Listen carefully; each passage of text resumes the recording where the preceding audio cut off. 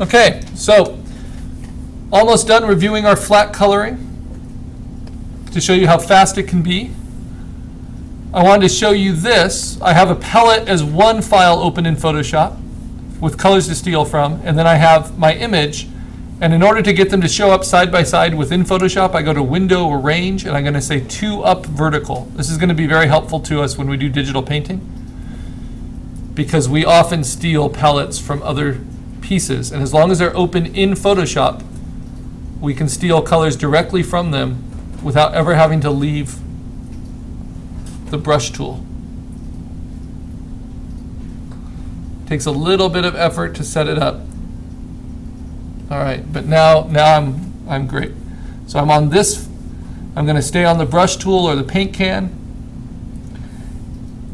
and I can just hold down Option to select the color I want, paint it in. Now let's do the skin tones. Use the paintbrush. Would be a good flat color skin tone for Link. It's kind of pinkish.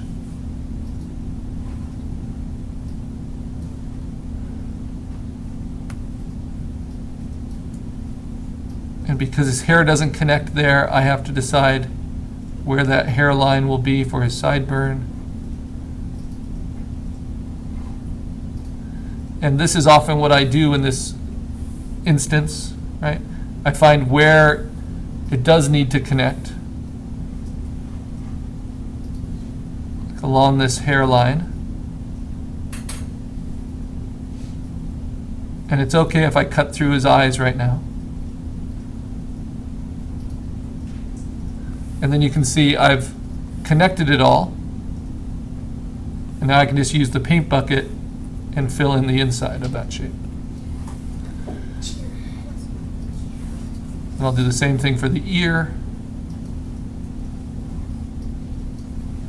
And then the same thing for his hands. But his hands are nicely self-contained, so I can go to the line work, use the magic wand, hold down Shift, contiguous is turned on, anti-alias is checked, and then just drop that in. Good. Okay, his shield. Well, let's do his leg here.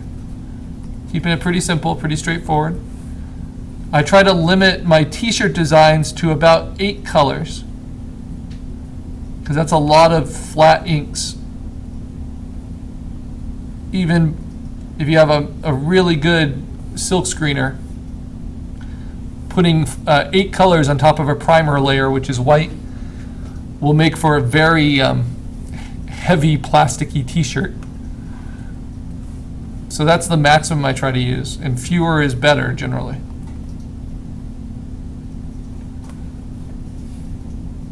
So that's, in many ways, digital coloring is quite a bit different than digital painting. I'm going to find one other green and use it as a flat color for these aspects of the leaves. So for the veins of the leaf. On the top, this is this yellower green. Just going to paint that in.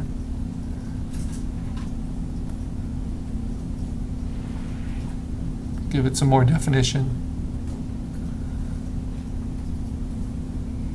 And then for the bottom, maybe I can use that same one for the veins on the bottom that are still not filled in. And by the way, if you've contained them just by your painting, you can use the paint bucket there, but you often haven't. So I'm just using the paintbrush.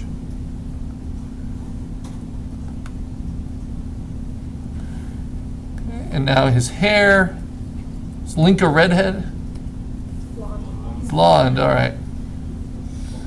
I'd prefer a redhead. It would look better for the design, but all right. I'll do kind of a brownish blonde. Now this is actually pretty contained, but this part is not. So I'll find a flat local color for that. And for the rest, I can use the magic wand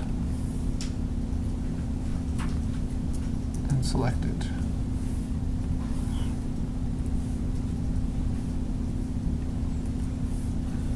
I was never a Zelda fan. I don't know why.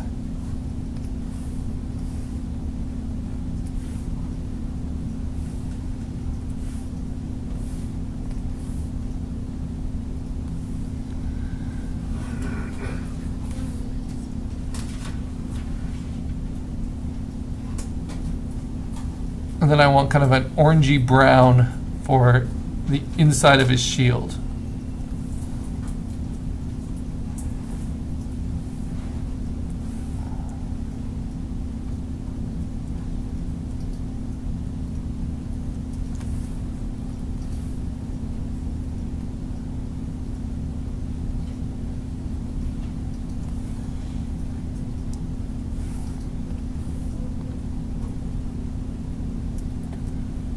All right.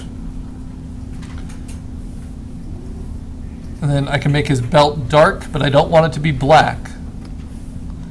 The only things that are black should be in the line work.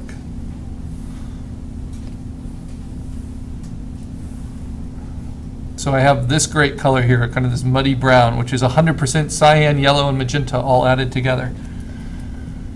It gives you kind of that muddy brown. If I want white, I really got to think twice about it, but I need to fill it in. So often instead of white, I'll use a very pale color, like in this case, a really pale blue, and that will be for his eyes.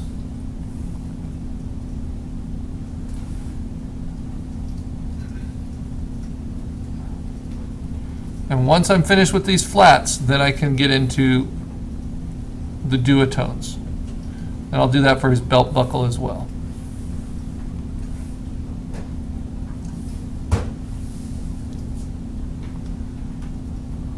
Almost white, not quite right. And I might as well do that for his sword. Or maybe I'll do red accents for his sword. Okay, so what pieces am I leaving out? Well, it's a nice step to do a fill that is middle gray behind everything. And that will help you see which parts you still need to color, and then another fill which is black to show the versatility of your design. So there's more I have to color in the sword and in the bag, but otherwise I'm good.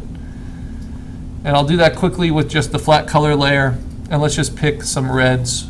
Just use the brush, kind of this sepia red.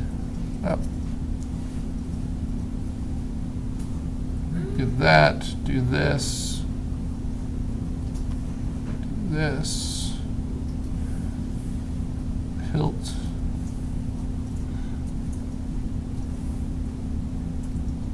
make it like a gold.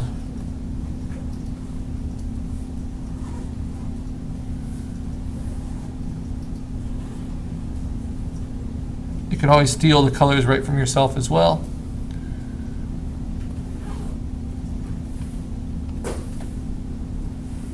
And then because these are a little pickier, I'm going to select those from the line work. Then fill them with the same blue as the eyes. All right, so when working on a simpler illustration, flat colors go a lot quicker. So there are my flat colors. I'm going to save that. Now I am ready to add shadows for what's called duotone coloring. Now that looks fine, but that's just one type of coloring. That's how everything starts. That's even how a lot of digital paintings start, just flat colors, flat local colors. So what do? I lock my flat color layer. I make a new layer above it, and I call it highlights.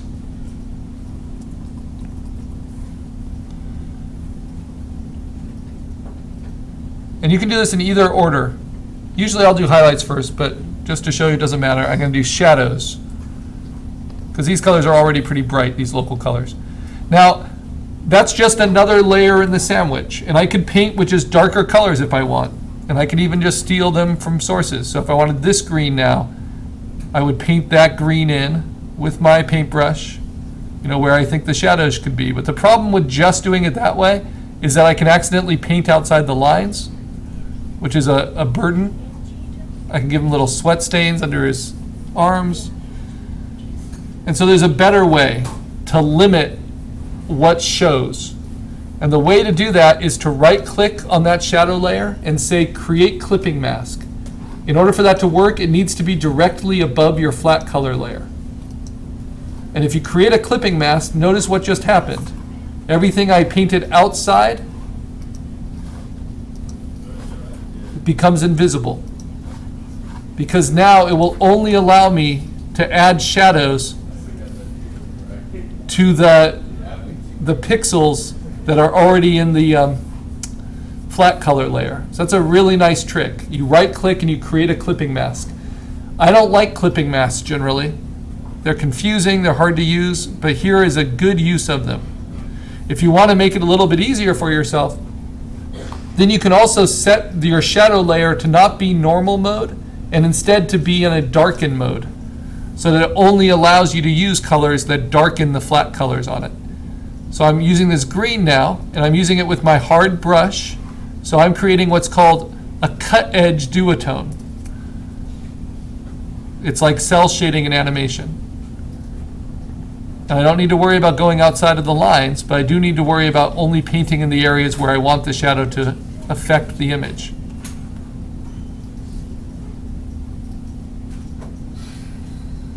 It just adds a little dimension. You don't need to do it everywhere for it to be quite helpful. Now what happens if I paint this dark green on his face? Well, it's darker than his face, right? So it's going to show up. So I don't want to do that. Instead, I want to find a tone for the face that I think would be appropriate, a shadow tone. And that will go on the ear, and it will definitely go on the neck. And if I wanted to kind of show that Link was a little tired, I can put it under his eyes. Poor Link, always parachuting into places. And maybe under his hairline.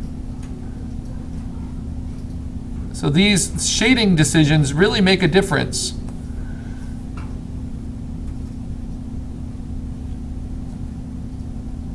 But they are in many ways independent, that looks too weird, many ways independent from your line work. On the hands, now this is called hard edge or cut edge duotone coloring, or sometimes called cell shading. Okay. Let's find a color for the tunic. Remember, only darker colors are going to show up. If I pick a lighter color, I try to paint it in, it won't work, because I set it to darken. That's too close to the skin tone. So what if I can't find a color that I like as a dark shadow? Even using the old standard palette. Well, then I can always just select the color using option of the flat, and then just find it on the color picker and just pick a degree darker. Usually you don't want it to your duotone shadows to ever be more saturated, more colorful than your flat color. You always want it to be a little less saturated. And depending on how much contrast you want in your color, you can go from there. Here I have a very subtle contrast in his tunic and leggings, which means it's a pretty light absorbent material. It's not like he's not wearing gold lame under his cloak. I can use that same shadow everywhere for that color if I want to. Or I can pick a different duotone, like a darker value if I want, to show that this fabric's more reflective. If it was polished leather or something instead. So these are the kind of decisions that just even subtle coloring choices will make for you.